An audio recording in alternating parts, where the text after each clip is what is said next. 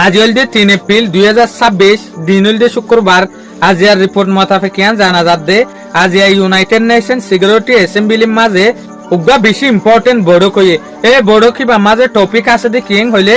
ইরানত strait of Hormuz খুলি দিয়া ফুরিব, নহলে ইরানের মাঝে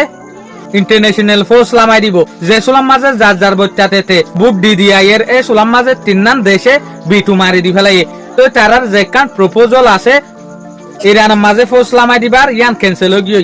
ফ্রান্সে হয়তো সাত দেখি ইরানরে মিলিটারি লামাই দিয়ে হামগরনের মাঝে ঠিক নইব, ইরান আরো জবরদস্ত খতর হয়ে যাবে। তো সাইনাদের রাশিয়া হয়তো সাত দেখি ইরানের মাঝে যদি আরা ফোর্স পাঠাই দিলে ইরানের মাঝে যদি ইন্টারন্যাশনাল ফোর্স লামে দিলে আরো বেশা বেশি মুশকিলাত হতে পারে, জিয়ানোর জরিয়া হালত আরো ক্রিটিক্যাল হইব। তাহলে আরব দেশে বেশা বেশি প্ল্যান করিওরে বেশা বেশি রিকোয়েস্ট গড়ানোর পরে